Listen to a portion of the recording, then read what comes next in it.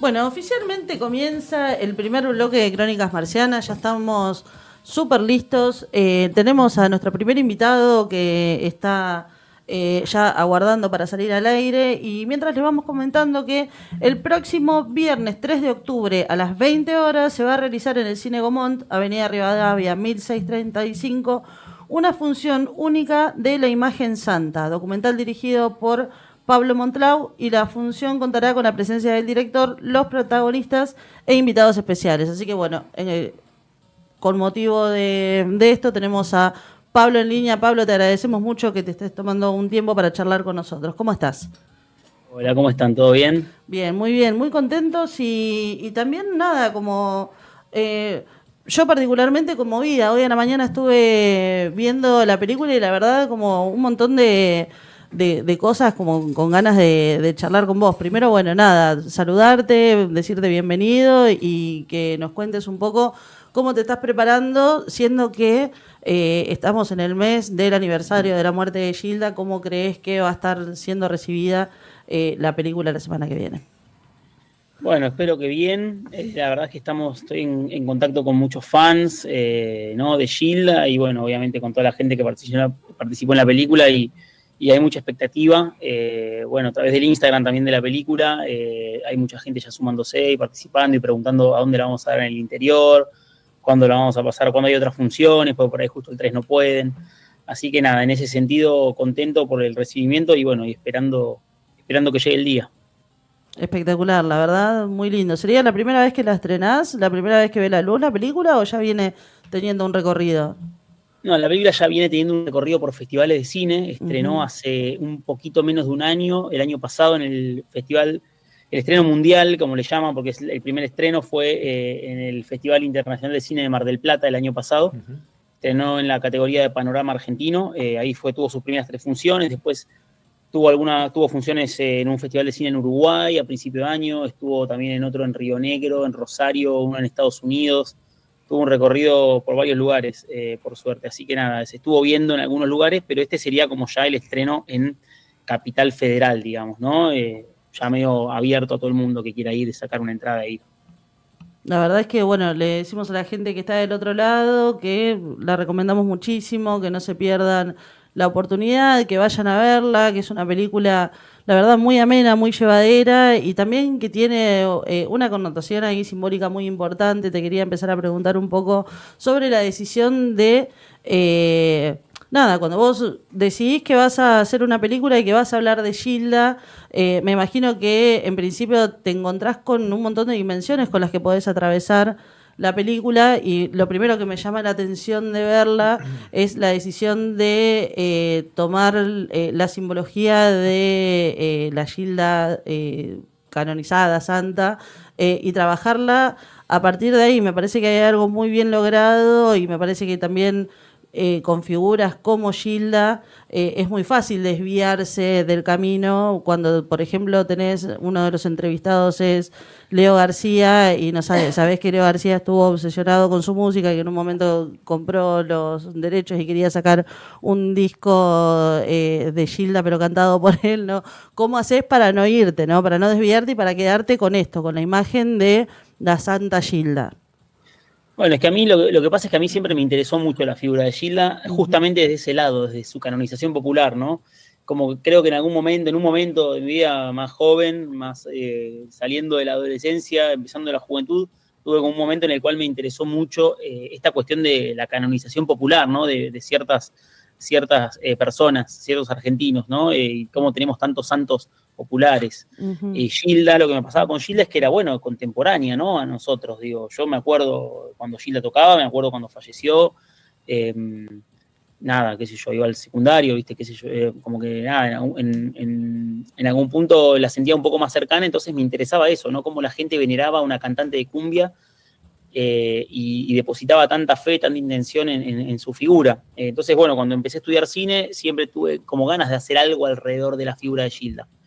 Y yo venía a hacer un documental, mi primer documental, que se llama Relámpago en la Oscuridad, que es todo lo contrario, sobre la vida de un cantante de heavy metal, que es también un género que a mí me gusta mucho.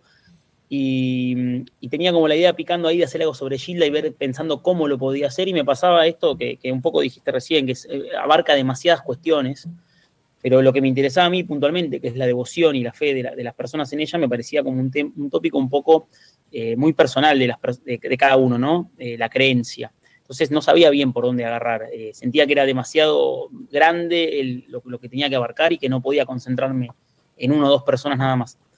Y bueno, y un día veo que se hace una exposición en el Centro Cultural Recoleta, donde un fotógrafo expone tapas de discos de cumbia que sacó en la década del 90, se llama Silvio Fabricant, y entre ellas Silvio expone la foto de Gilda. Y ahí digo, bueno, acá está el tipo que sacó esta imagen, ¿no? Tan emblemática para este mito. Y bueno, y así fue como decidí acercarme a él, a charlar un poco, pensando que a través de él quizás iba a encontrar algo más mágico y de la fe para sumarle a la película, y me encontré con un tipo que esta imagen no le causaba absolutamente nada. Para él era una más del montón. Estamos hablando de esta imagen que le voy a mostrar ahora. Ah, sí, la icónica, ¿no? Claro, la foto icónica de Gilda la sacó este hombre Silvio Fabricant y se convirtió en una estampita. Y cuando yo le hablaba de este tema, ¿qué sentís vos que una foto tuya se transformó en una estampita, en un objeto? Y él me decía, no, qué sé yo sacaba 18 artistas por semana, Gilda era una más del montón para mí. Entonces, ver ese contraste entre lo que él le pasaba con esta imagen versus lo que le pasa a la gente, fue donde me hizo un clic y dije, bueno, quizás acá está la película un poco, ¿no? Entre que el autor de esta imagen es una persona que lo niega rotundamente y no quiere tener nada de relación con esto, porque no quería él, ¿no? Yo le insistía y él no quería. Sin spoilear demasiado, porque va haciendo como un recorrido, me parece, la película empieza con la imagen de él, con la figura de él y con él contando cómo se da el encuentro de él con Gilda, cómo él empieza a ser convocado para hacer particularmente esta foto, que es la tapa del disco que hace Gilda antes de fallecer.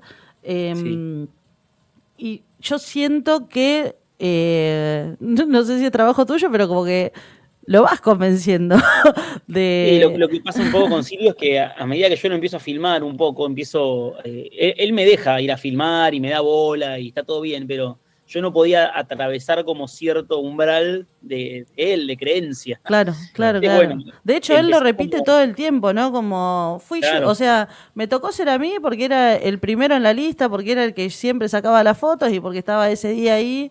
Y también como para mí fue un día más de trabajo. En ese sentido, él es muy, así, él muy sencillo y humilde. Dice, yo no tuve nada que ver con que la gente después venere esa imagen. Claro, entonces, pero también hay una cuestión ahí. Y empecé a filmarlo a él como negador. Y empecé a armar la película un poco en torno a eso, ¿no? También hay una cuestión ahí de como él pidiéndole que mire la cámara y ella todo el tiempo como mirando para arriba, que es la foto que termina quedando, digamos, y también, bueno, nada, como en el transcurso de la película y de todo lo que se va contando, uno se empieza a hacer algunas preguntas al respecto de cuál era la conexión que tenía la mismísima Gilda, ¿no? Con... Exacto. No sé con qué decir. Pasa un poco eso porque se venía el 20º aniversario de la muerte de Gilda en ese momento, y no era yo solo que iba a preguntarle y a filmarlo, era un montón de gente. Sí. Lo llamaban gente que iba a hacer un libro para que le venda la tapa para el libro, lo llamaba gente para hacerle entrevistas de diferentes medios, lo fueron a visitar la gente de Pasión de Sábado, a entrevistarlo a su estudio, que yo filmé ese momento, está en la película. Sí. Mucha gente se acercaba y lo llamaba y le preguntaba por esa imagen, y yo creo que un poco al ver todo eso y acercarse a ese aniversario, él empieza como un poco a pensar que, bueno, que quizás algo mágico, o sea, o él tuvo la suerte de participar de alguna manera en ese milagro, y se empieza a ablandar él, ¿no? Un poco, yo creo que tiene que ver con eso. Y de sentirte también parte de algo que trasciende, ¿no? Que buscado, no buscado, lo que sea, termina siendo algo bastante simbólico e importante. Me gusta los diferentes tipos de relatos que vas incorporando a la película. Uno de los que me llamó mucho la atención y que te quería preguntar es sobre el cura. Lo que dice el cura, ¿está guionado por él? ¿Lo guionaste vos? ¿Cómo es eso? No, es todo real. A ver, yo entre toda la gente que fui a filmar, obviamente me acerqué a fans, que es muy difícil elegir un fan, ¿no? Porque son muchos. Elegí uno. Sí, muy disímiles también. ¿Cómo? Y muy disímiles entre ellos también los fans. Sí, total. Entonces lo que me pasaba fue que empecé a agarrar gente medio de la periferia y entre ellos agarré a la gente del santuario, los creadores del santuario, que es una pareja de gente grande, nada, que la seguían a ella en vida y bueno, nada, crearon el santuario. Y ellos me contaron de la existencia de un cura que iba todos los años al santuario cuando se hace el aniversario a bendecir. Hacen una fogata y él bendecía el fuego y la gente ahí tiraba papeles con sus deseos, sus pedidos a Gilda. Y él estaba en esa, o sea, como que acompañaba, ¿no? Desde la fe, sin reprochar. Y bueno, me llamó mucho la atención y pedí su contacto y decidí hablar con él. Se llama Adrián Guedes, es un monseñor. En ese momento estaba en una iglesia en Escobar. Y bueno, y él tiene una visión, viste, muy particular, que no es la de que uno se puede imaginar que puede llegar a tener la iglesia católica con un santo popular. Él como que acompaña esto, viste, Totalmente, lo celebra, viste, como... que la gente tenga fe a través de una figura popular. Totalmente, dice algo así como, bueno, y el que tiene fe que crea, y el que no crea que no intervenga en Claro. la persona que cree y su santo, digamos. Sí, totalmente, sí. Pero también, bueno, nada, cuando él empieza a hablar a mí me llamó bastante la atención lo que decía y me gustó bastante y me pareció como bastante convocante lo que él mencionaba. Y después, bueno, también entrevistás a personas que tienen el santuario. Hay 2 santuarios, ¿no? Uno que es con el micro. Prendió fuego en la ruta. Sí, no, santuario hay uno solo que es el que está en Entre Ríos, en la zona donde fue el accidente, Sí. que es donde está la mitad del micro, medio micro, que digamos que eso lo recuperaron y lo pusieron ahí como para hacer una especie de altar. Ajá. Después está el cementerio de Chacarita, que es donde está el nicho con su ataúd, digamos. Y ahí recuperás otra figura, una persona que saca fotos a las personas que se acercan al cementerio a rendirle homenaje a... Sí, y también pasa Giselle. algo importante ahí, ¿no? Como en el plano de lo simbólico y de cómo la gente toma los colores de esta estampita que vos mostrás.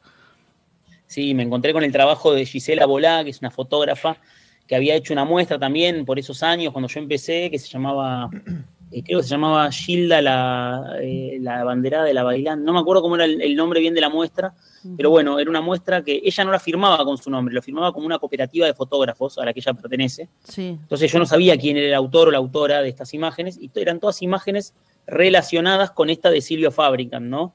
Todas hacían referencia al vestido azul, a las flores, al campo, al río, como esta cosa, como que hacían una especie de juego con esta imagen. Y bueno, cuando me enteré que era ella, la contacté, le propuse participar, hablar de la peli, porque bueno, me parecía que era interesante el punto de vista de una fotógrafa que trabajó con esta imagen, ¿no? Que no era la autora o el autor. Así que nada, sí, la idea era como un poco dividir la película entre las personas que hablan más de la fe, de Gilda, que creen en ella, que están más cerca de la devoción, y gente que te puede llegar a explicar más el mito y la cuestión de cómo trascienden estas imágenes desde un punto de vista quizás un poco más académico, racional. Entonces decidí contactar a Gisela Bolá como parte de este grupo, decidí contactar también a Elio Kapsuk, que es un curador de arte que curó la muestra de Silvio Fabricant.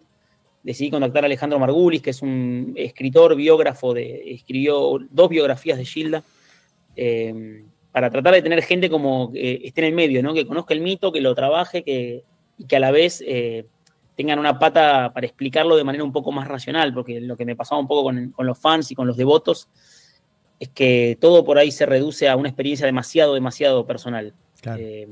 Entonces de hecho, en un momento, una de las entrevistas de la mujer que está ahí en el santuario empieza a mostrar las fotos y empieza a hablar de cada una de las personas que le han pedido algo a Gilda y Gilda se lo ha conseguido, y una de esas personas es su propio hijo.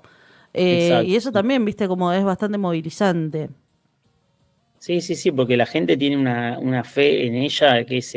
yo he ido al santuario varias veces para hacer esta película y es durante los aniversarios, a veces durante el cumpleaños, a grabar, o a veces simplemente íbamos porque íbamos, o porque me comentaron que se inundó, entonces fui a grabarlo inundado, y nada, y es muy movilizante ver a la gente, viste, lo que les pasa, y nada, y cómo se aferran a su figura, ¿no? Y lo fuerte de su fe. Y Vos, o sea, más allá de la cuestión artística y tu curiosidad por esto de los santos populares, Gilda u otros, ¿cómo fue tu transcurso a lo largo de esto? ¿Cómo vos veías y apreciabas el fenómeno? ¿Y cómo saliste de eso después de haber hecho todo este documental? Y yo creo que al principio me interesaba desde un punto de vista más visual, me interesaba mucho estar en estos lugares, quería justamente, yo creo que cuando, por lo menos yo, cuando es mi tercer documental y los 3 documentales que hice, eran de tópicos que a mí me interesaban y que yo quería investigar para entenderlo también, ¿no? Para atravesarlo y entenderlo. Y acá pasaba un poco eso. A mí me interesaba mucho este mito de Gilda y todo, quería estar en el santuario, ir a filmar, conocer quiénes eran las personas, quizás siempre desde un punto de vista visual, hasta incluso a veces podía llegar a ser medio como un juego, y creo que después de años de verlo y de conocer a la gente y de investigarlo, de filmarlo y hacer esta película, creo que salgo de esto con muchísimo más respeto seguramente, ¿no? Por esta devoción, por la gente, por las cuestiones que los acercan también a estos lugares, ¿no?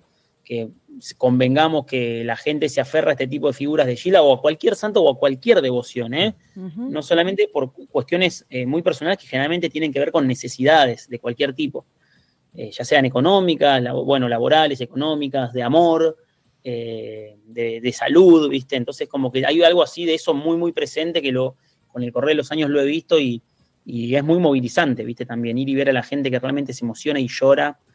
Y muchas veces van, ¿viste? Y como cuentan en la película, dejan un tipo que estaba con un tratamiento oncológico, se rapaba y dejaba su pelo, una persona que estaba con un problema para caminar dejaba sus muletas, ¿no? Es como muy movilizante ver eso. Así yo creo que sí, que uno sale diferente, ¿no?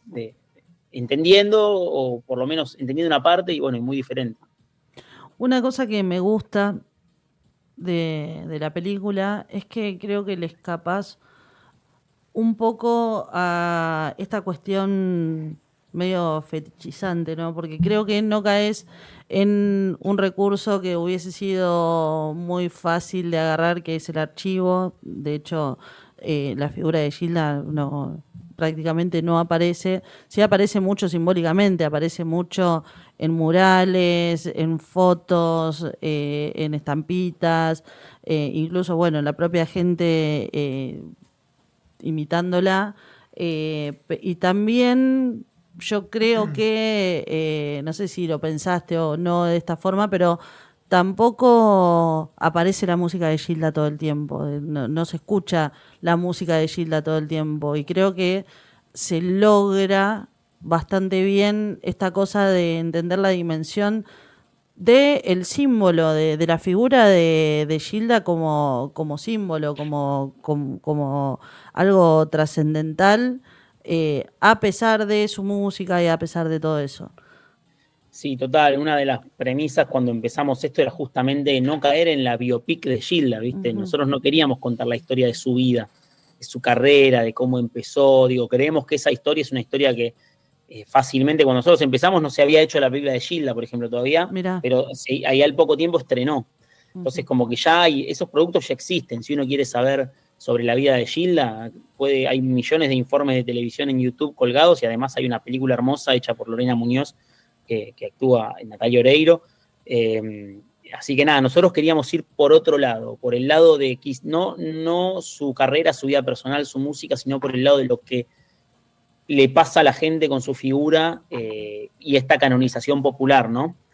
Y bueno, y un poco el vehículo para contar esto fue la imagen, porque cuando caímos en la cuenta, uno quizás la tiene muy incorporada la imagen, cuando escucha su música, ve sus discos, etcétera, es una imagen que uno la tiene muy en su retina. Pero cuando uno cae en la cuenta de que esta imagen es una imagen que en el proceso de canonización popular la identifica como una santa, es gracias a esta imagen que uno la puede identificar como una santa, ahí es donde nos hace un clic y dijimos, bueno, este es por el lado por el que hay que ir. Y por eso está la historia del fotógrafo muy vinculada y su relación con esta imagen muy vinculada.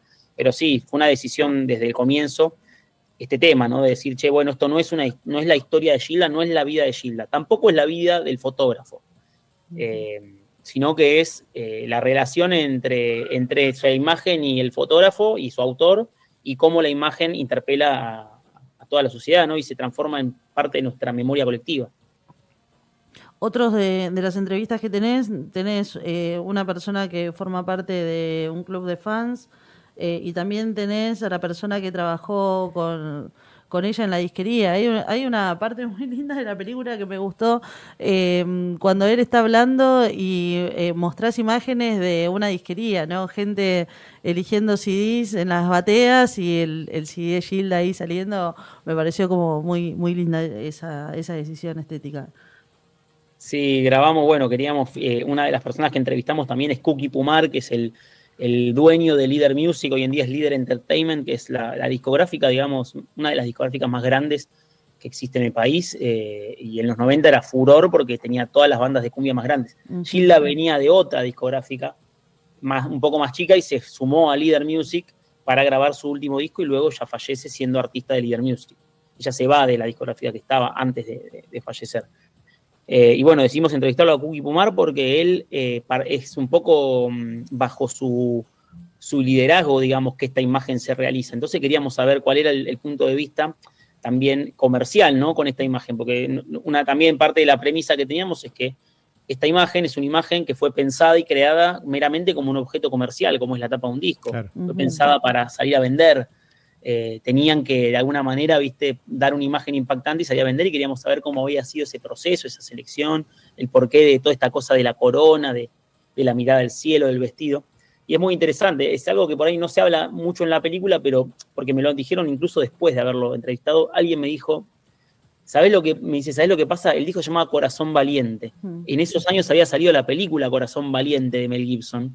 Entonces, como que lo que querían hacer un poco con la imagen de Gilda era como una especie de princesa medieval de esa película. Que de hecho en la imagen no parece tanto, porque no se nota la cosa así medieval, pero si vos ves imágenes alternativas de esta misma sesión de foto, que de hecho ayer subimos una al Instagram, una imagen inédita. La que está arriba del caballo. Claro, se la ve ella en el caballo, se ve que tiene puesto unos zapatos y una especie de cinta que le sube por las piernas, como si fuese, ahí sí ya se nota más lo medieval. Claro. Entonces, pero bueno, la imagen que quedó terminó siendo una especie de recorte, entonces esa intención no se nota. Pero bueno, queríamos hablar de él, un poco de eso, de esa cuestión, ¿no? Y fue bastante revelador porque él, claro, nos dio todo el punto de vista de lo que es el comercio y el negocio para una discográfica. Ellos querían vender y en la cuestión de vender querían como que los artistas tuviesen un plus, ¿no? En las tapas de sus discos y sean un poco más, se destaquen de lo que era la cumbia de la época. Entonces lo contratan a este hombre, a Silvio Fabricant, y bueno, él hacía tapas para ellos, digamos. Así que así fue como lo llamamos a este señor Cookie Pumar. Me gusta la parte en la que él habla y me parece que también, bueno, le aporta, pero también pienso que esto que te decía hoy, ¿no? Como qué tanto tenía noción Gilda como de sí misma y de lo que ella iba a representar simbólicamente en la sociedad, pero bueno, digamos que Gilda un poco escapa a lo que es el physique to roll de la cantante de cumbia, ¿no? Sí. Ella tiene una estética completamente diferente. Sí. Y más en los 90, claro, que era a lo que podés, no sé, podemos hablar de La Bomba Tucumana, podemos hablar de Lía Cruzet, podemos hablar de un montón de otras cantantes que son completamente diferentes a lo que era Gilda. Y me parece que también entiendo que hay una construcción acá, pero también hay algo que responde a lo que ella per se ya era, y que había que respetar, me parece. Sí, como decían, en esa época las cantantes de cumbia eran otra cosa. De hecho, en un momento de la película, Cookie Pumar justamente dice que él pensaba en Lía Cruzet como una Madonna. ¿Viste? Como que querían verlo así de esa manera ellos, ¿viste? Sí. Y bueno, con Gilda, claro, pasaba esto. Quizás por eso mismo, por esa misma razón, la quisieron llevar a algo distinto, como este vestido, esta capa, ¿viste? Como la quisieron como adornar, por decirlo de alguna manera. Él cuenta que era un disfraz que habían armado. Era un disfraz para ella, ¿no? Yo creo que tiene que ver mucho con eso, de decir, bueno, cómo la ayornamos a esta concepción de las artistas de cumbia en esa época, ¿no? Ya que ella, de alguna manera, no coincidía tanto su físico y todo. Y bueno, nada, el negocio siempre detrás quiso hacer un poco esto, y bueno, y salió esta imagen que, nada, es muy loco cómo se convirtió justamente quizás hasta en todo lo contrario, la que la han querido poner como con una minifalda, con un escote, y termina siendo la imagen de una santa, ¿viste? Totalmente. Una de las cosas también que siempre nos llamó mucho la atención. Y en la película se terminan mostrando también otras imágenes de esta misma tirada, pero que el fotógrafo va a utilizar en la muestra esta que vos mencionabas, y también como que se le termina dando otro sentido, ¿no? Porque se habla mucho de por qué ella mira al cielo y después, bueno, se termina mostrando una imagen en donde Gilda te está mirando directamente a los ojos, que también es como en un momento, necesito ver esa foto. Sí. Bueno, él lo que cuenta que cuando él hizo su muestra se llamó Movida y Tropical, se llamaba la muestra, él elegía como lados alternativos, digamos, o sea, imágenes alternativas, porque lo que pasa es que en esa época él sacaba las fotos y él por ahí le entregaba 5 o 6 imágenes a la discográfica, los negativos originales. Sí. Entonces él se quedaba con lo que no entregaba. Claro. Y entre las fotos que no entregaba hay una igual a esta que vimos recién, pero con Gilda mirando al frente, que es la que él luego expone, la hace un cuadro de 1 metro por 1 metro y la expone en esta exposición. Que también esa imagen en algunos lados está, de hecho yo tengo una estampita más vieja que me la han vendido en el santuario de Gilda hace muchos años, no sé si se llega a ver, donde ella sí está mirando. Claro, sí. Bueno, entonces existen las dos, ¿viste? La que mira a cámara y la que mira... Claro. Que después, bueno, hay que ver si el blureo del programa lo permite ver, pero... No, se ve. Igual hace un rato la operadora estaba mostrando la foto. La estuvimos buenísimo. mostrando recién. Qué zarpado tener ese acervo fotográfico, ¿no? Tanto de Gilda como del resto de las bandas, porque es como oro en polvo tener eso. Exacto, sí. Este señor Silvio tiene un montón, tiene carpetas con los negativos originales, tiene también, bueno, los cuadros que hizo para su muestra también los tiene, así que nada, tiene todo eso, tiene de todo. Qué maravilloso. Bueno, vamos a repetir entonces, una vez más, estamos hablando con Pablo Montlau, que es el director... Uy, se me acaba de mover todo. Y el próximo viernes, 3 de octubre, a las 20 horas, se va a estar realizando en el Cine Gomont, Avenida Rivadavia 1635, una función única de La Imagen Santa. Pablo, te agradecemos muchísimo que te hayas tomado el tiempo de charlar con nosotros y por nuestra parte decir que se disfruta muchísimo la película y que es un planazo ir al Gomont a ver este documental que es maravilloso.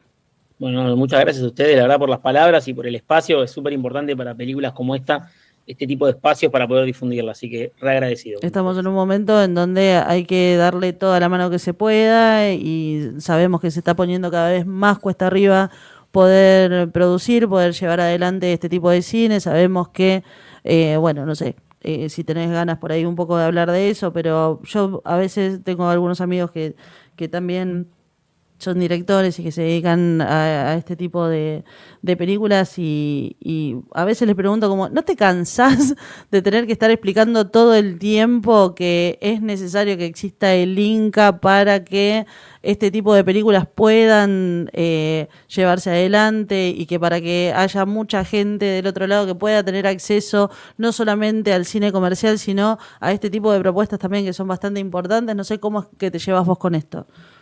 Sí, la verdad que estamos en un momento, malísimo para la industria, para las películas en general, ¿no? Digo, ya sean películas chiquititas como esta o películas grandes, digo, estamos en un momento muy malo y bueno, por eso también se súper agradece que este tipo de difusión.